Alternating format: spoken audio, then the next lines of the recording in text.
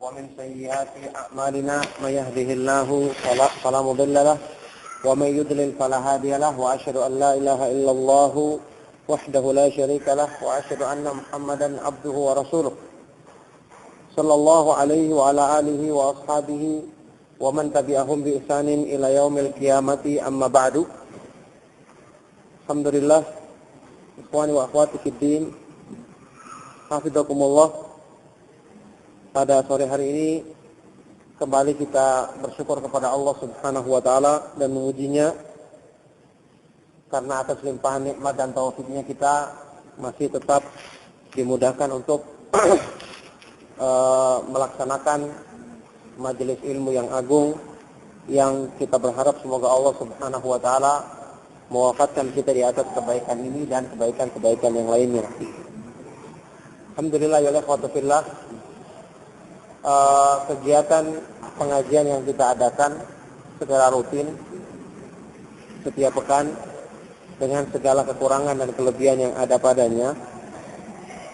Tentu kita semua menyadari bahwa ini adalah kegiatan yang mulia, kegiatan yang sangat tinggi, termasuk amal ibadah yang sangat mulia di sisi Allah Subhanahu wa taala yang tidak asing lagi bagi kita keutamaan dan fadilah yang agung daripada ilmu yang hak ini yang dipelajari dalam majelis-majelis ilmu, yang cuma mungkin karena hal ini sudah menjadi kegiatan rutin yang kita lakukan setiap hari, maka perasaan kita ya juga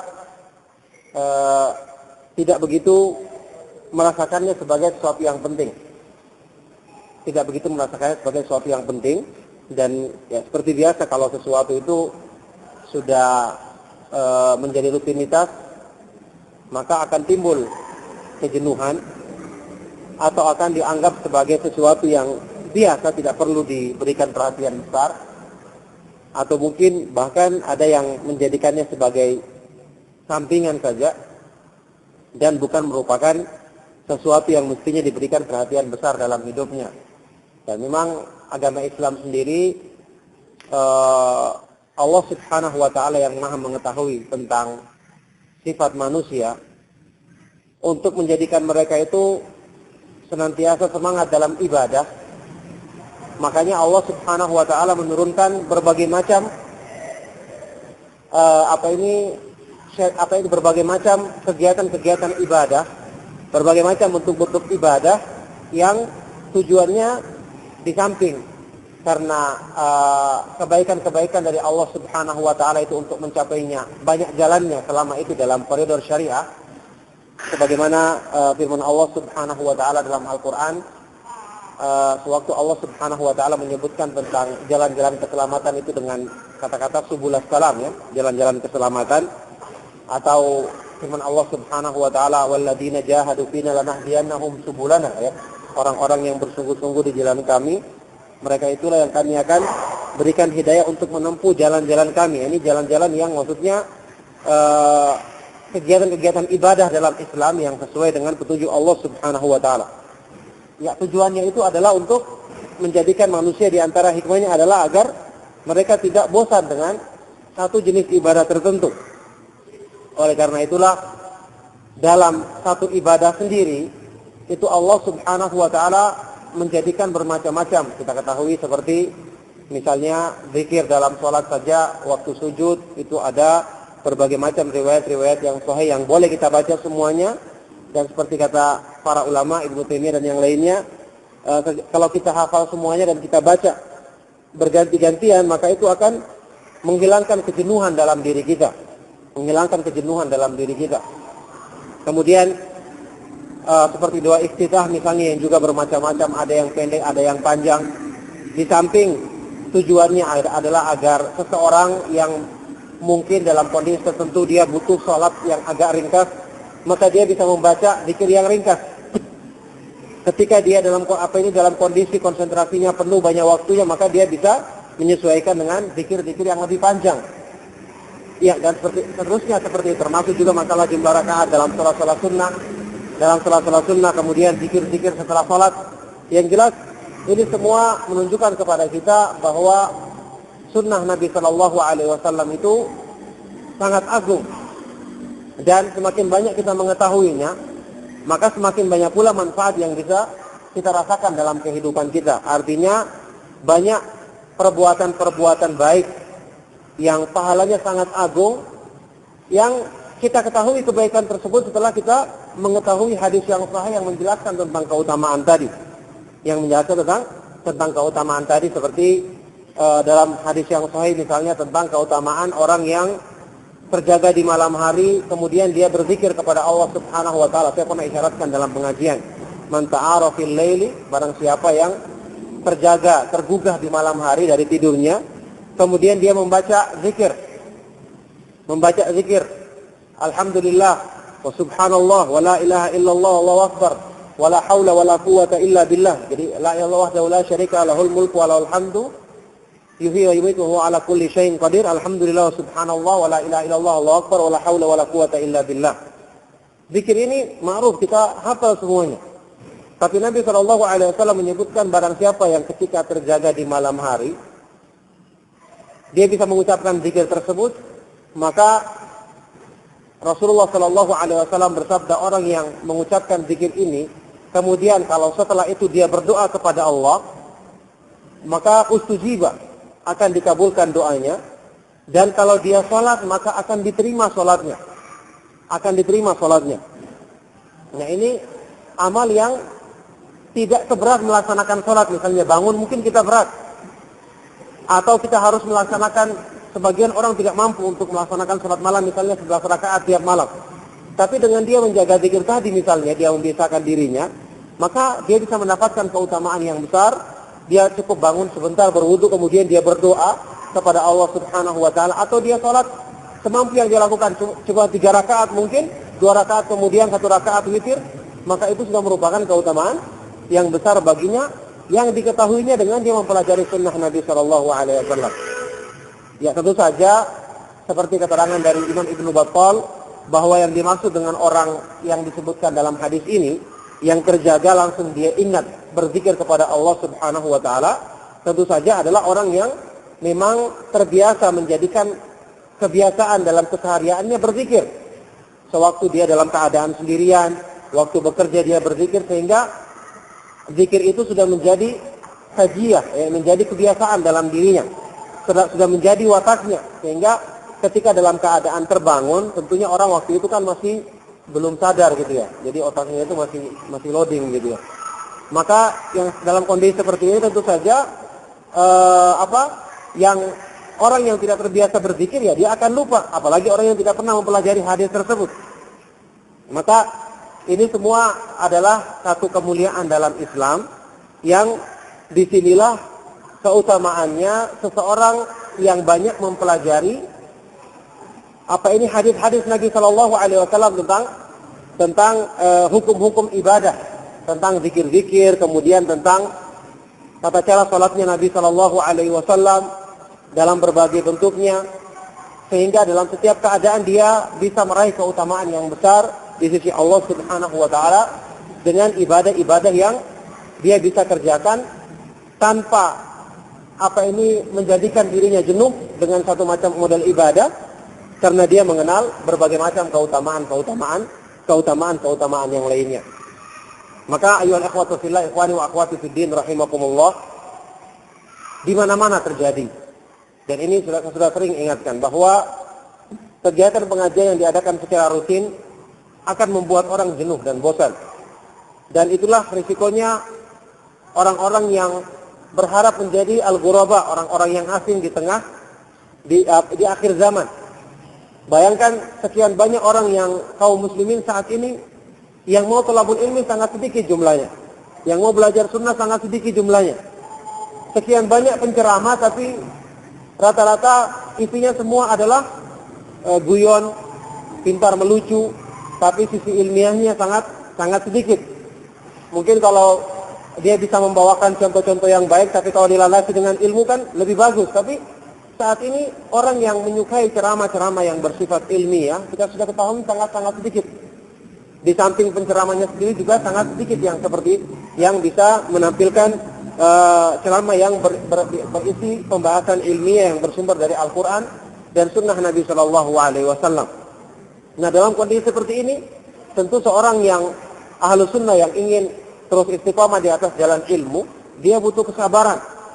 Dia butuh kesabaran ketika dia melihat dirinya terasing di tengah masyarakatnya.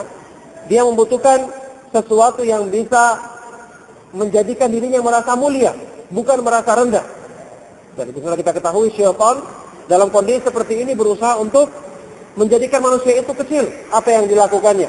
Apalagi kebanyakan orang-orang yang berpegang teguh dengan ilmu adalah orang-orang yang secara kehidupan dibawa dari mereka-mereka yang disibukkan dengan dunia, sehingga kita merasa kecil, merasa kurang kemuliaan kita. Maka ini sesuatu hal yang perlu dihilangkan, karena syaitan bisa jadi masuk dari pintu ini, bahwa kita hendaknya merasa mulia, bahwa ilmu itu adalah kemuliaan yang paling tinggi. Para nabi alaihi wassalatu wassalam, karena mereka adalah orang-orang yang paling mulia, maka mereka lah yang pantas untuk mendapatkan petunjuk Allah subhanahu wa ta'ala, mendapatkan ilmu dari Allah subhanahu wa ta'ala, dan mereka lah yang dipilih untuk mengajarkan ilmu yang agung ini kepada manusia. Memang tidak semua orang dipilih untuk bisa memahaminya, apalagi bisa mengamalkannya dengan baik dan menyebarkannya di kalangan kaum muslimin. Saya sudah berkali-kali ingatkan dalam pengajian bahwa Imam Ibnu Qayyim rahimahullah ta'ala menafsirkan bahwasanya yang namanya wali-wali Allah itu adalah warasatul anbiya. Bahkan mereka adalah pimpinannya wali Allah. Mereka adalah pewarisnya para nabi. Jadi sewaktu beliau menafsirkan sabda Nabi sallallahu alaihi wasallam, firman Allah dalam hadis qudsi, "Man 'adali waliyan faqad adzantuhu bil harb." Barang siapa yang memusuhi kekasihku, maka sungguh aku telah mengumumkan peperangan terhadapnya, permusuhan terhadapnya.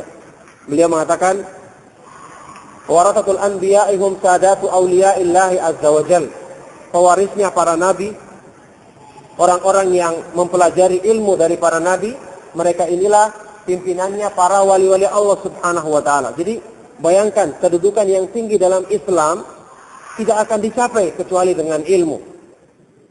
Seseorang tidak akan mungkin bisa melaksanakan kewajibannya dengan sempurna, seperti yang disebutkan dalam ayat ini, dalam hadis qudsi ini, "Wa ma taqarraba ilayya 'abdi bi syai'in ahabba ilayya mimma aftaratuhu 'alaihi." Tidaklah seorang hamba itu mendekatkan diri kepadaku dengan sesuatu yang lebih aku cintai melebihi dari apa yang aku wajibkan baginya. Bayangkan, menyempurnakan kewajiban tidak akan mungkin dicapai tanpa thalabul ilmi. Tidak akan mungkin dicapai tanpa thalabul ilmi.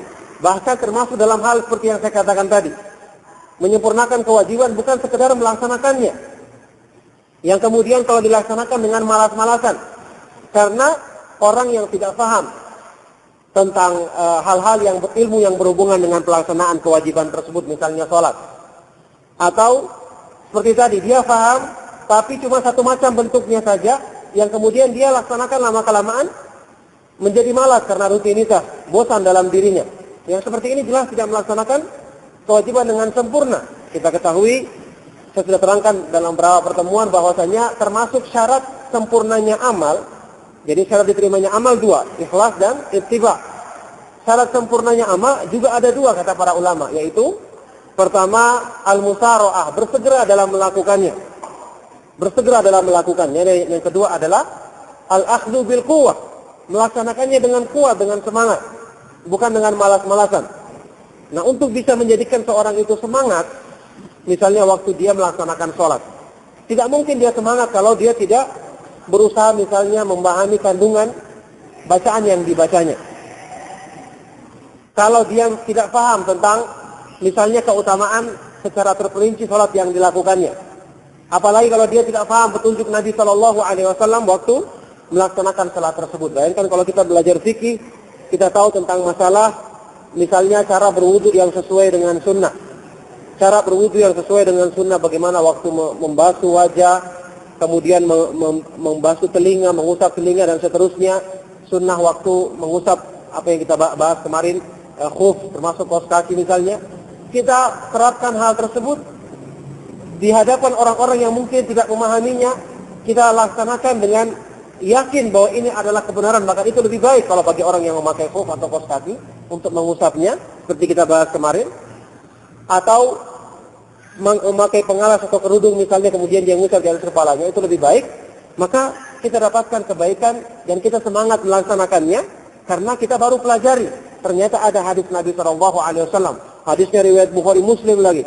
Hadisnya sahih, dikuatkan oleh Imam Ibnu Hajar, diterangkan oleh para ulama, demikian istinbat pemahamannya. Nah, kita akan semangat mengamalkannya. Dan inilah ilmu. Jadi iman itu perlu ditajdid, diperbaharui setiap saat. Sebagaimana pakaian, dia akan lusuh. Dalam hadis sahih riwayat Imam Ahmad, Rasulullah SAW bersabda, "Innal imana fi jawfi ahadikum la yakhlaqu kama yakhlaqu thawb." Sesungguhnya keimanan dalam hati salah seorang masing-masing dari kalian itu akan lusuh sebagaimana baju yang lusuh. Fajaddidul imana fi qulubikum, maka perbaharuilah senantiasa keimanan dalam hatimu. Jadi harus ada usaha untuk memperbaharuinya. Memperbarui keimanan tentu saja bagi orang-orang yang imannya aslan sudah kuat, dia tinggal membaca Al-Quran, langsung paham, langsung imannya segar kembali. Adapun kita orang-orang yang jauh dari pemahaman Al-Quran, yang jauh dari tadabbur merenungkan Al-Quran, kita butuh penyemangat yang lebih kuat daripada itu. Kita butuh nasihat, kita butuh ketemu sama saudara-saudara kita yang bisa menguatkan semangat kita. Kita butuh membaca janji-janji kebaikan yang Allah janjikan bagi orang yang semangat mempelajari dan mengamalkan agamanya. Kita butuh ancaman, membaca ayat-ayat yang berisi tarhib, ancaman tentang neraka, tentang pedihnya azab neraka, tentang keburukan orang-orang yang berpaling dari peringatannya. Kita butuh yang seperti itu. Ini semua akan mengembalikan semangat kita. Maka tentu saja bukan satu hal yang asing. Saya bilang tadi terjadi di mana-mana bahwasanya kegiatan pengajian, apalagi membaca kitab, yang kitab tersebut kita rasa isinya setelah kita pahami, orang lain sulit untuk memahamkan bagi mereka. Bahkan kita-kita saja yang membacanya belum tentu bisa memahaminya 100%. Maka ini butuh kita untuk disemangati. Seperti saya katakan sama antum, majelis ilmunya para ulama yang ada di, para ulama besar yang pernah ana hadiri dan juga teman-teman hadiri, itu bukan seperti yang kita harapkan atau yang kita bayangkan, seperti ceramah-ceramah lepas yang dibawakan dengan suara, dengan retorika yang tinggi, yang menarik. Tidak demikian. Mereka membaca hadis Nabi SAW. Majelis-majelis ilmu yang ada di Masjid Nabawi yang dibawakan oleh para ulama besar, itu hadis yang dibaca, kemudian diterangkan sanadnya, kalimat-kalimat yang asing pada hadis tersebut. Pada sebagian pembahasan itu sama sekali tidak, menurut kita yang belum merasakan nikmatnya ilmu, itu tidak menarik.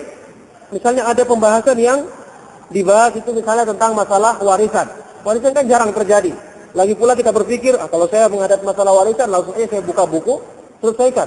Diterangkan masalah pembagian tersebut. Mungkin kalau masalah-masalah seperti sholat atau puasa yang sering kita lewati, kita akan semangat. Tapi tidak semua masalah itu kan yang dibahas. Tidak semua masalah tersebut. Belum lagi kalau sebagian saya membahas masalah kaidah-kaidah usul fikih. Ada lagi yang membahas masalah hadis secara terperinci, bagaimana menghukuminya. Kita membayangkan daripada capek-capek, mending langsung mengambil hadis yang sudah dihukumi oleh ulama, selesai, tinggal kita sampaikan. Maka semua ini butuh kesabaran. Semua ini membutuhkan kita untuk selalu memperbaharui semangat. Bahwa dalam ilmu yang kita tempuh, jangankan di zaman sekarang, di zaman dulu saja, para ulama salaf itu sudah asing. Asing kalau kita sering dengar, saya juga sampaikan dalam ceramah-ceramah, dalam nasihat-nasihat tentang thalabul ilmi di zamannya para ulama salaf, orang yang semulia, tabi'in yang terkenal di Mekah, muridnya Ibnu Abbas, Atha Ibnu Abi Rabah. Salah seorang muridnya mengatakan, Ra'aitu Atha Ibnu Abi Rabah wa huwa ardu ahli al-ardi indan nas. Aku melihat Atha Ibnu Abi Rabah yang dia itu orang yang paling dicintai manusia di zamannya karena keilmuan dan ketakwaannya. Walam yakun yashhad majlisahu illa tis'atun aw thamaniyah. Bersamaan dengan itu, yang menghadiri majelisnya cuma 8 atau 9 orang. 8 atau 9 orang. Ini bukan orang yang dibenci, orang yang disukai, tapi Tidak semua orang yang menyukai akhlaknya itu mau datang menghadiri majlisnya untuk belajar sunnah Nabi SAW.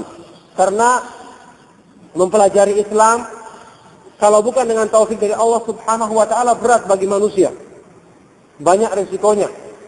Banyak orang-orang yang tidak siap untuk bersabar menundukkan hawa nafsunya. Sudah sering terangkan ucapannya Ibnu Qayyim yang mengatakan, li'anna ahtamar Rabbi Subhanahu katsiran ma ya'ti ala khilafi agradin nas.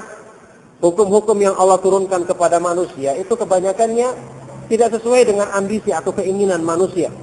Mereka pengennya santai, dan antum bisa lihat kegiatan-kegiatan thalabul ilmi itu meskipun daurah-daurah itu yang ramai ya cuma waktu daurahnya saja.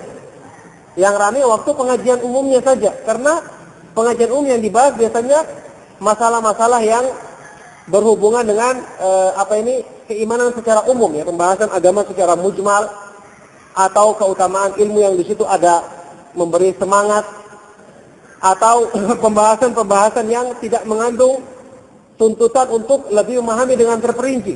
Maka orang bisa mendatanginya, senang mendatanginya. Tapi nanti kalau sudah perincian, membaca kitab, sudah harus dituntut untuk menghafal kaidah-kaidah nahwu shorof. Nah, ini sudah banyak yang mundur teratur itu saja. Sampai nanti yang lulus terakhir 3 orang. Itu kalau lulus 3-3-nya, ini pun yang 2 mungkin masih dikasih-kasih. 1 orang yang lulus murni. Begitu. Padahal keutamaan ilmu justru dengan mempelajari ilmu yang seperti ini. Yang kita paham, kita bisa baca sendiri.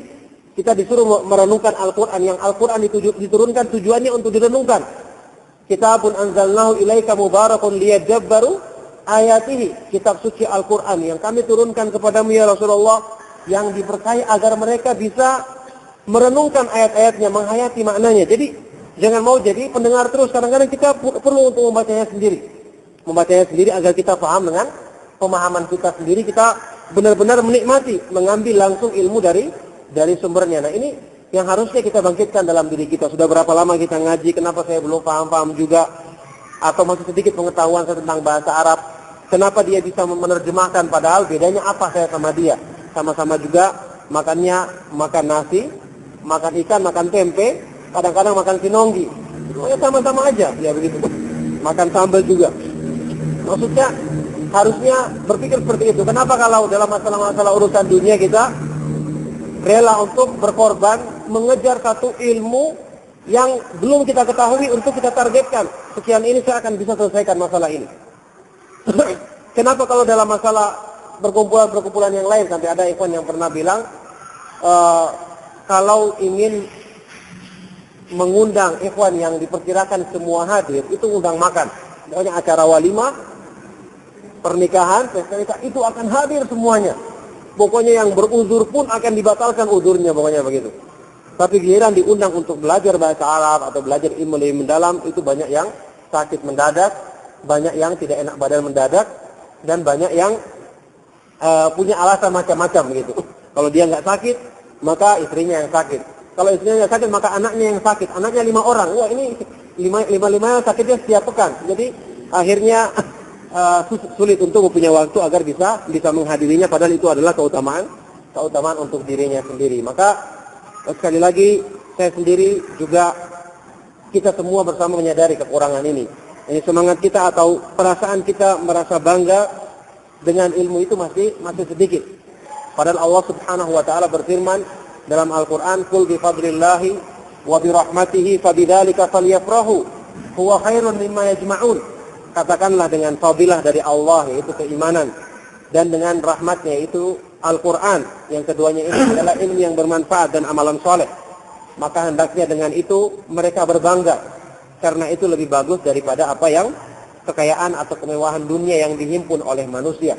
Jadi sedikit demi sedikit, meskipun kita tidak semangat, hadirilah majelis ilmu. Minimal kita dengar, atau minimal kita hadir saja, kita akan dapatkan manfaat. Karena Nabi SAW mengatakan tentang majelis zikir, orang yang sekedar mampir saja, apa kata beliau SAW? Hum qaumun la yashqa ma'ahum jalisuhum. Mereka adalah orang yang duduk sama mereka itu tidak akan celaka, tidak akan rugi. Ketika ada yang bertanya, apa ini ada majelis zikir, ada orang yang sekedar mampir, bukan tujuannya untuk datang, sekedar duduk, iseng saja mampir situ. Kata Nabi SAW, hum qaumun la yashqa ma'ahum jalisuhum. Mereka adalah orang-orang yang tidak akan rugi orang yang duduk bersama mereka. Karena yang dibahas adalah agama Allah Subhanahu wa taala yang merupakan sumber kemuliaan bagi manusia. Kalau para ulama dulu saja sampai mengutamakan majelis ilmu dibandingkan yang lain. Imam Malik bin Anas tidak mau menggantikan kedudukan menyampaikan hadis Nabi sallallahu alaihi wasallam dengan ibadah apapun setelah ibadah-ibadah yang wajib dalam Islam. Seperti yang disebutkan dalam kitab Syiar Alamin Nubala dalam biografi beliau. Ada seorang ahli ibadah di zaman beliau, perawi hadis, tapi perawi hadis ini agak lemah hafalannya. Abdullah Ibnu Umar Al-Umari, bukan Abdullah Ibnu Umar yang sahabat. Dia ada lagi, dia cucu atau cicitnya Umar Ibn Al-Khattab. Ada dua, ada Abdullah Ibnu Umar Ibnu Hafiz, yakni Al-Umari. Ada lagi yang satunya lagi Ubaidullah. Kalau Ubaidullah ini thiqah, terpercaya. Dia termasuk murid utamanya juga Imam Nafi'. Jadi ini sejaman dengan Imam Malik. Saudaranya yang namanya Abdullah Al-Umari. Abdullah Al-Umari ini dia dhaif, lemah hafalannya. Ahli ibadah.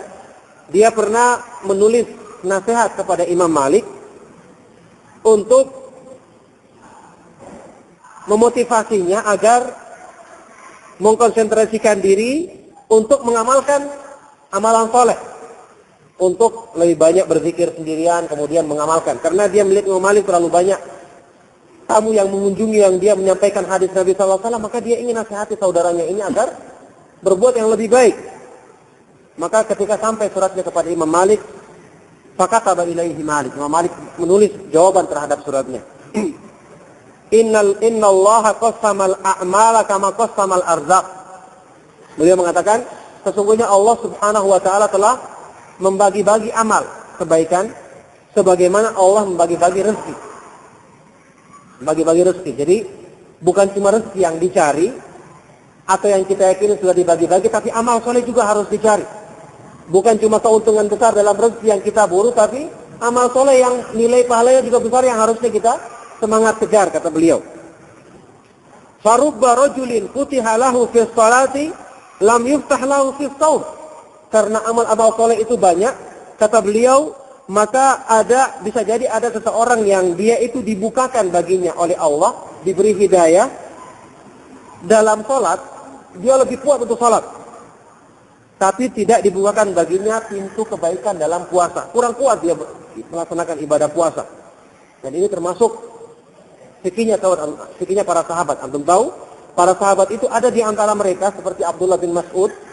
Itu yang dia itu kalau puasa tidak kuat, membuat lemah membaca Al-Quran. Jadi tidak semua orang itu kuat berpuasa. Nah yang seperti ini para sahabat mengetahui bahwa dia tidak terlalu kuat dalam masalah puasa misalnya, maka dia lari kepada amal lain yang mampu dia lakukan, maka dia maksimalkan di situ. Seperti Abdullah bin Mas'ud tadi. Ditanya kenapa dia tidak banyak berpuasa, dia mengatakan kalau saya berpuasa terlalu banyak maka akan lemah bacaan Al-Quranku. Maka dia perdalam baca Al-Quran dan waktunya semua diisi dengan bacaan Al-Quran. Masya Allah, jadi dia dapat kebaikan dari sisi yang lain.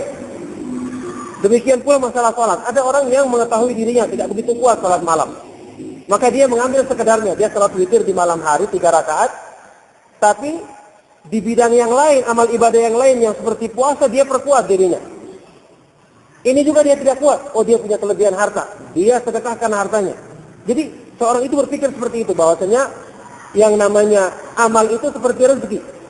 Kalau tidak kita mampu di satu bidang, kita kepada yang lainnya. Tidak semua orang bisa jualan kayu. Ada yang bisanya menghitung keuangan, menghitung apa, maka dia maksimalkan di situ. Itu bagi masalah rezeki. Maka demikian pula masalah amal. Tidak semua orang bisa mengambil pada salah satu di antaranya, maka dia berusaha untuk memaksimalkan di amal kebaikan yang lain. Wa akhar futiha lahu fi shadaqati wa lam yuftah lahu fi shaum. Ada yang lain yang dia itu dibukakan baginya pintu kebaikan dalam sedekah dan tidak dibukakan baginya dalam puasa. Dan ini termasuk berhubungan dengan nama Allah Al-Fattah. Kalau antum baca tentang pengertian dari nama Allah yang agung Al-Fattah, artinya adalah yang maha membukakan pintu-pintu kebaikan bagi manusia. Maka oleh karena itu, Kita minta kepada Allah dengan nama Al-Fattah, kita minta, ya Allah bukakanlah kebaikan bagiku, tunjukkanlah kepadaku amal kebaikan yang mampu aku lakukan supaya aku bisa maksimalkan di situ. Dan saya mengetahui orang-orang yang sempurna imannya seperti Abu Bakar As-Siddiq, dia adalah orang yang dibukakan dari semua pintu kebaikan. Juga seperti para ulama yang terkenal seperti yang ma'ruf Abdullah ibn Mubarak yang dikatakan jumi'a fi khisalul khair, terkumpul padanya semua sifat-sifat kebaikan. Ini yang jarang orang yang dimiliki tersebut, dan kita berharap apa ini, karena saya katakan tadi jalan-jalan keselamatan itu banyak, kita berusaha memilih salah satu di antaranya atau 2 atau 3 yang mampu kita lakukan, yang kita berdoa kepada Allah berharap semoga dengan sebab itu dia merahmati kita dan memberikan kebaikan bagi kita. Wa akhar futiha lahu fil jihad. Orang lain lagi ada yang dibukakan baginya kebaikan dalam jihad, berjihad di jalan Allah. Setelah beliau menyebutkan bahwasanya pintu-pintu kebaikan itu banyak, maka beliau mengatakan, Imam Malik rahimahullah, dan ini menunjukkan fikihnya beliau, semoga Allah merahmati beliau. Fa nashrul ilmi min afdali a'malil bir. Maka menyebarkan ilmu adalah termasuk amal-amal kebaikan yang paling utama. Wa qad raditu bima futiha li fihi, dan aku telah ridha dengan kebaikan yang Allah Subhanahu wa taala bukakan bagiku padanya. Wa ma adhunnu ma ana fihi biduni ma anta fihi, dan aku tidak menyangka kesibukan yang aku lakukan saat ini kedudukannya di bawah kesibukan yang kamu lakukan. Karena dia ini ahli ibadah, salat dan seterusnya. Kata Imam Malik, aku tidak memandang kamu itu secara keutamaan lebih tinggi kegiatanmu daripada aku, sehingga aku harus tinggalkan dan mengikuti apa yang kamu lakukan. Wa arju ayyakuna kilana ala khairin wa bir, dan aku berharap semoga kita berdua selalu dalam kebaikan dan perbuatan taat kepada Allah Subhanahu wa taala. Nah, ini seorang yang diberikan kelebihan dalam ilmu, maka dia akan bisa mempertimbangkan amal-amal terbaik yang mampu dilakukannya, yang orang lain tidak mampu untuk melakukannya. Seseorang yang dianugerahkan pemahaman terhadap sunnah Nabi Shallallahu Alaihi Wasallam, mereka lah yang bisa menimbang-nimbang seperti ini, menimbang-nimbang seperti ini. Jadi sekali lagi, orang yang sudah paham sunnah, sudah paham ilmu, dia paham bahwasanya yang diuji manusia itu adalah yang paling bagus amalannya. Liyabluwakum ayyukum ahsanu amala. Allah menguji yang paling bagus kualitas amalnya. Jadi tidak perlu memandang orang yang sekedar memperbanyak kuantitasnya tapi tidak paham kandungan amalnya. Nah, sekarang kita punya amal-amal yang kita ketahui, kita berharap semoga Allah merahmati kita dari amal tersebut. Kita wajib untuk memenuhi masalah tauhid. Nah, ini kita sempurnakan terlebih dahulu. Masalah-masalah yang berhubungan dengan keimanan, dengan tauhid rububiyah, uluhiyah dan asma wa sifat. Kemudian masalah rukun-rukun iman, masalah rukun-rukun Islam, kita sempurnakan dengan ilmu yang kita pelajari agar landasan kita untuk insya Allah mendapatkan landasan agama kita yang merupakan dasar amal kita diterima, yang dengan sebab itu insya Allah Allah Subhanahu wa taala memudahkan ridhonya bagi kita dan memudahkan segala keutamaan dalam agama bagi kita. Ini yang paling perlu untuk kita pelajari. Oleh karena itulah apa yang disampaikan oleh beliau di sini menunjukkan kepada kita bahwa para ulama merasa mulia dengan thalabul ilmi, merasa mulia dengan diberi taufik untuk mempelajari sunnah Nabi Sallallahu Alaihi Wasallam dan menjadi sebab tersebarnya sunnah ini di kalangan manusia. Nah, oleh karena itu, ya ikhwatu fillah, sekali lagi kemalasan yang kita rasakan dalam diri kita itu benar-benar upaya syaitan untuk memalingkan kita dari kebaikan. Syaitan tentu saja karena mengetahui jalan ilmu itu adalah jalan yang paling mudah untuk membuat manusia sampai kepada ridha Allah. Karena kata Ibnu Qayyim, al-ilmu aqrabut turuq ila Allah, ila a'zamil ladzat. Ilmu itu adalah jalan yang paling ringkas yang membawa manusia untuk mencapai ridha Allah, mencapai ridha Allah Subhanahu wa taala.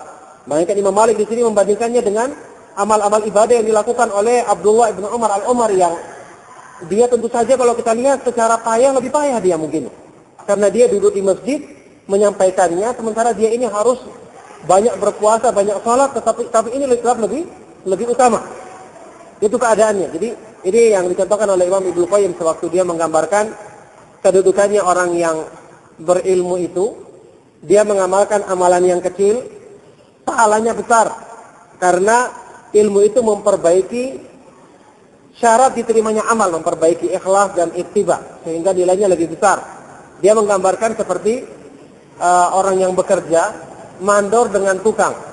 Ini saya pernah gambarkan dalam sebagian pengajian. Mandor dengan tukang jelas. Yang paling capek adalah tukang yang pekerja kasarnya itu. Dia yang mencampur, yang mengangkat dan seterusnya. Tapi mandor ini karena dia punya ilmu, dia yang memperbaiki yang berhubungan dengan kualitas dari kegiatan membangun bangunan tersebut, maka yang paling dapat mendapatkan gaji nanti adalah dia.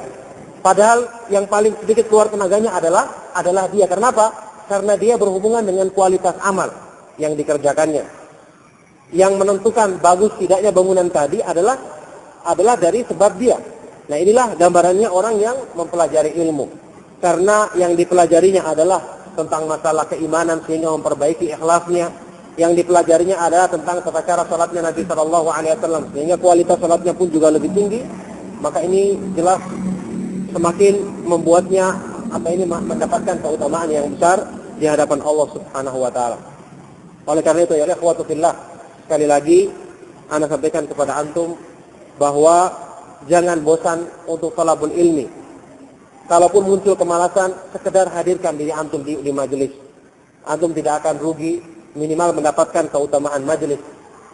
Minimal mendapatkan keutamaan majelis, dan mungkin dengan sebabnya hadirnya antum, Allah Subhanahu wa taala berikan hidayahnya pada saat itu sehingga antum akan termasuk golongan orang-orang yang mendapatkan rahmatnya.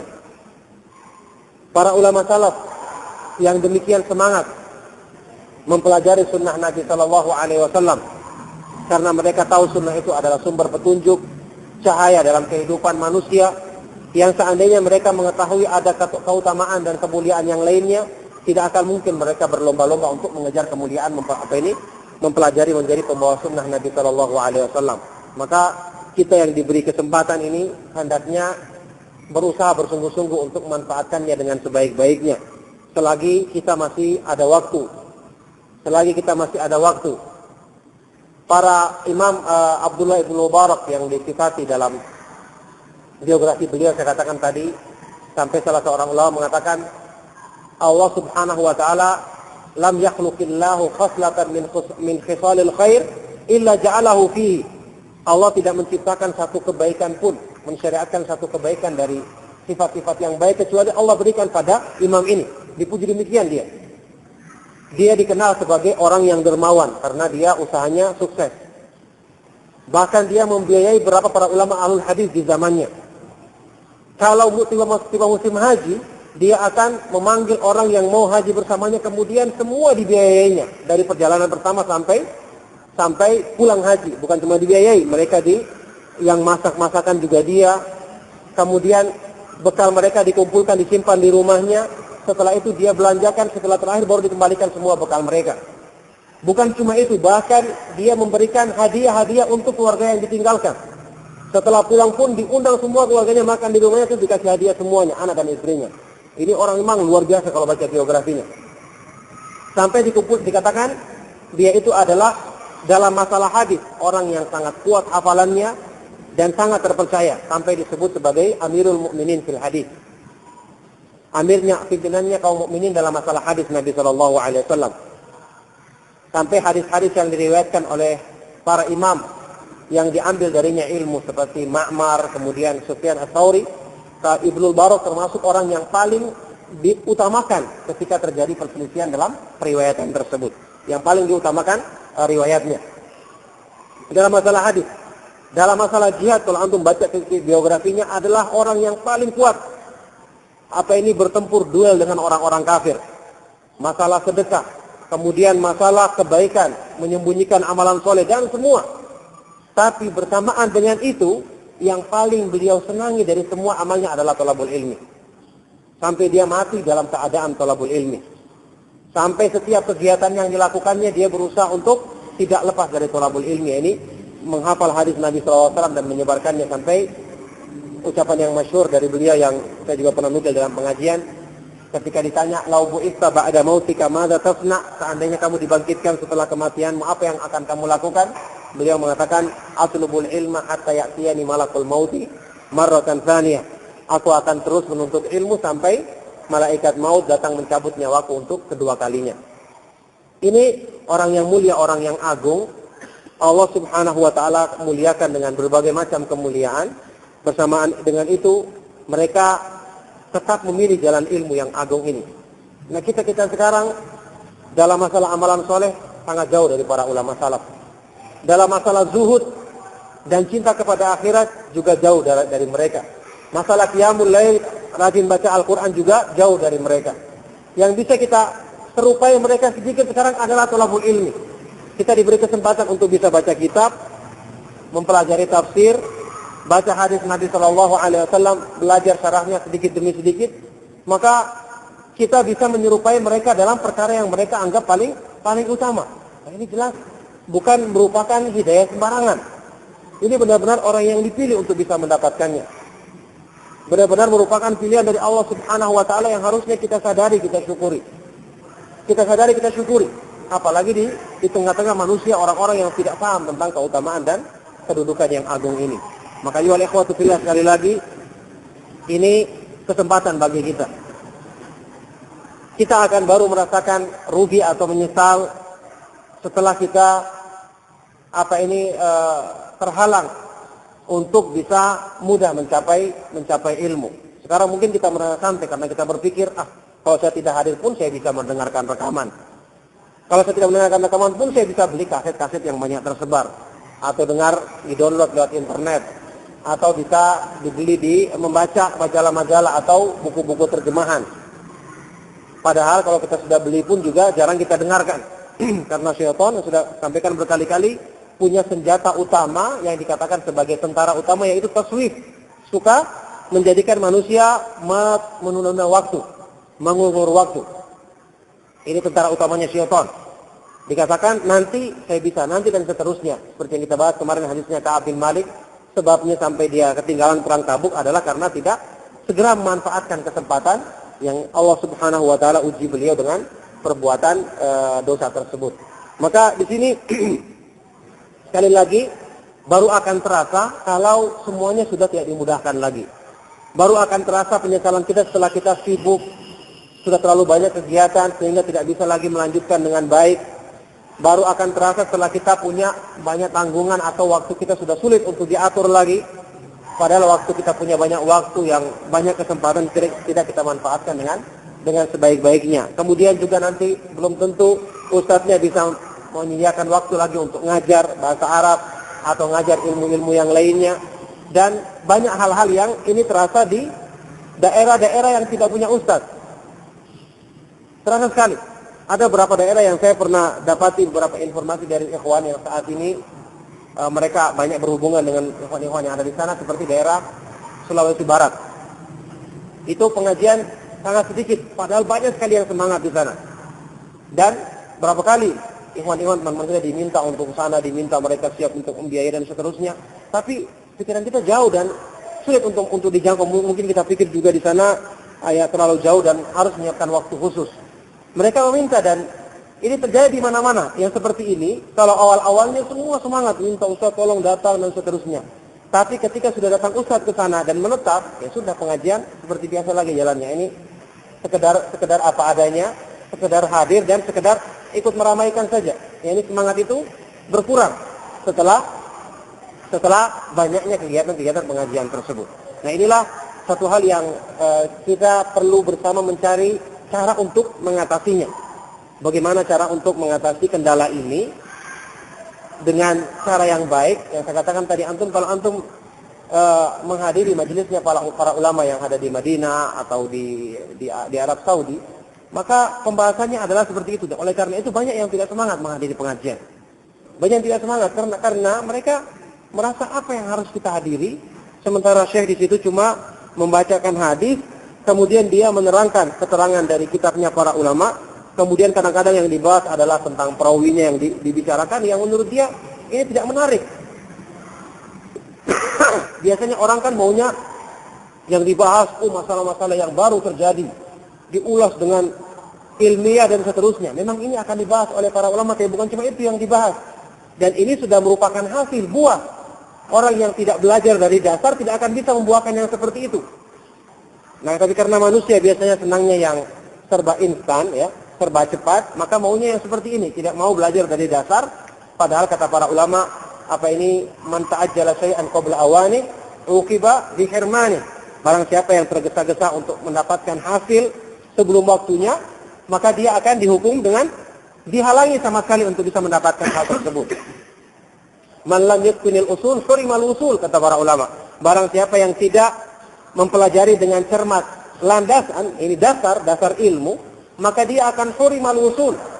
Dia akan diharamkan untuk sampai kepada ilmu yang bermanfaat. Jadi tidak akan orang itu sampai matang ilmunya kalau dia tidak tahsil, belajar. Tidak akan kokoh ke pemahaman ahlu sunnah kita kalau tidak kita baca kitab seperti Usul Sunnah Imam Ahmad, Syarh Sunnah Al-Barbahari, kemudian Syarh Sunnah Al-Muzan dan yang sejenisnya. Tidak akan mantap pemahaman kita terhadap masalah-masalah tersebut. Tidak akan kokoh ibadah-ibadah kita kalau tidak kita baca hadis-hadis Nabi SAW seperti yang kita bahas di Lorong Jati tentang kitab Bulughul Maram yang memuat tentang hadis-hadis hukum dalam masalah-masalah fikih. Jadi kita rata-rata manusia kebanyakan maunya seperti itu, harus instan. Dia ingin melaksanakan sholat, ada masalah, dia ingin tahu kesimpulan akhirnya apa. Kesimpulan akhirnya begini, oh hukumnya adalah begini, sehingga ketika dia ketemu orang ada yang bawakan, ada hadisnya seperti ini, dia bingung lagi, oh ternyata ada hadisnya, kok tidak seperti kesimpulan yang saya dengarkan. Padahal kalau dia hadiri majelis, dia akan dengar, oh masalah ini diperselisihkan ternyata. Ada yang mengatakan demikian, ini dalilnya, juga kelihatannya kuat, ini dalilnya. Tapi ternyata setelah digabungkan, dikompromikan, dalil ini lebih kuat. Saya pernah contohkan kemarin masalah air. Hadis kullatan itu hadis yang sahih. Kata Nabi SAW, "Idza balaghal ma'u kullataini lam yahmilil khabath." Kalau air itu telah sampai 2 kullah, maka dia tidak akan membawa najis. Berarti kebalikannya, kalau air itu belum sampai 2 kullah, maka dia akan membawa najis. Kalau air belum sampai 2 kullah. Ini dipakai oleh mereka. Berarti 2 kullah itu merupakan penentu air yang najis atau tidak najis. Sementara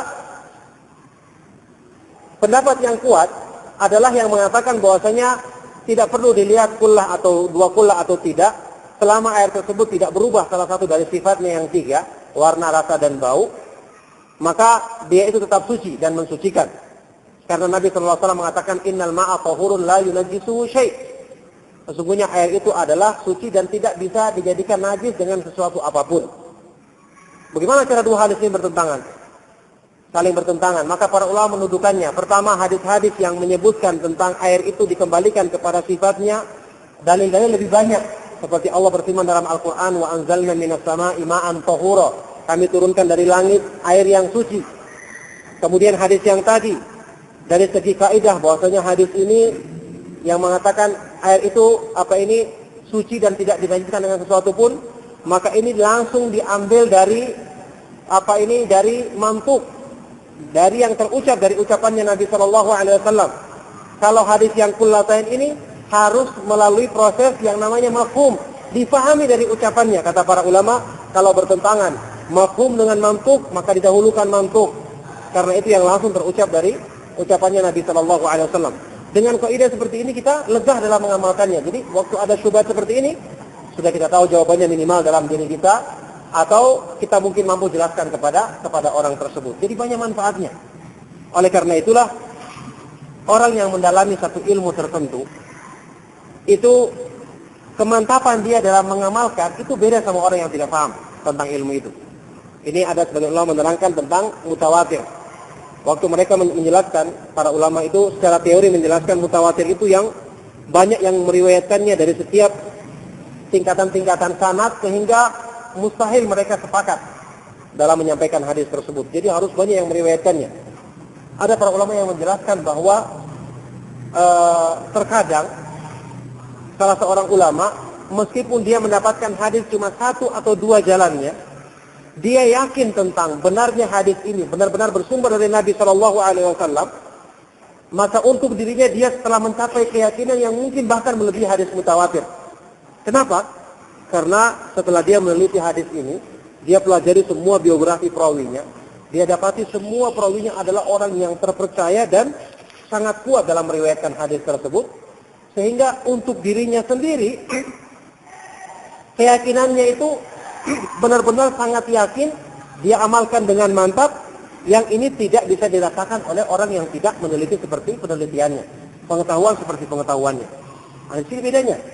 Terkadang seperti itu. Jadi seseorang yang belajar, yang dia mendengarkan langsung, semangatnya untuk mengamalkan amalan tersebut beda dengan orang yang tidak paham. Coba antum bisa buktikan sendiri kalau antum belajar hukum-hukum dengan terperinci, antum paham dalilnya. Waktu beramal, jelas keyakinan dalam diri antum beda sama waktu antum cuma dengar masalah ini dengan kesimpulannya saja. Jelas sangat beda.